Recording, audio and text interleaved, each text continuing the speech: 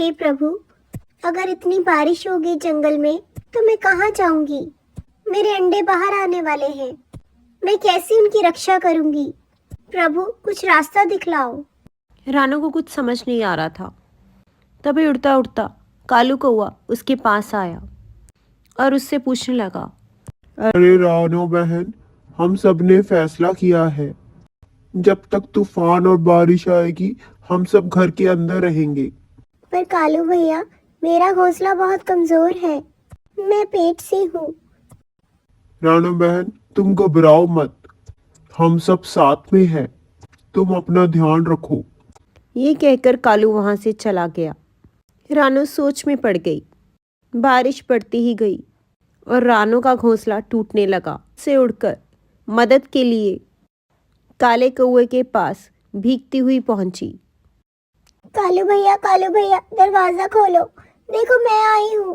कालू ने दरवाजा खोला। अरे बहन, तुम क्या हुआ? रानू ने अपनी सारी मजबूरी बताई, किस तरह से उसका घोंसला टूट गया इतने तेज तूफान में। और वो कालू से कहने लगी, क्या भैया, मैं कुछ टाइम के लिए आपके पास रह सकती हूँ आपके घोंसले में? मेरे पेट में बहुत दर्द है। मेरे कभी भी अंडे बाहर आ सकते हैं।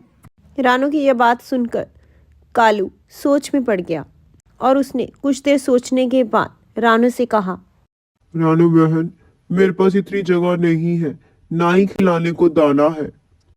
तुम किसी और के यहाँ चली जाओ। रानू ने बहुत मनाने की कोशिश की कालू कौवे को, पर वो एक ना सुना। रानू निराश हो गई। उसे कुछ समझ नहीं आ रहा था वो क्या करे, कहाँ जाए। बारिश में भीगते भीगते उसे कबूतर चाचा की याद आई। वो कबूतर चाचा के पास पहुंची। कबूतर चाचा, दरवाजा खोलिए। कबूतर चाचा, रानो आई है। कबूतर चाचा, मेरी मदद करो। मेरा घोंसला टूट गया, मुझे अंदर आने दो। कबूतर ने भी उसे साफ मना कर दिया और दरवाजा बंद कर दिया। ये देखकर रानू की आंखों से आंसू गिरने लगे। रोते रोते वो भगवान को याद कर रही थी। तभी उसके सामने एक परी आई और उसने अपनी जादुई छड़ी से एक मजबूत घर बनाया जिसमें रानू अपने बच्चों के साथ रह पाए। रानू घर देखकर खुश हुई और उसने शुक्रिया अदा किया परी का। अगले दिन ही रानू ने 3 बच्चों को जन्म दिया। जंगल में फिर से धूप निकलने लगी और रानू अपने बच्चों के साथ खुशी खुशी जंगल में रहने लगी।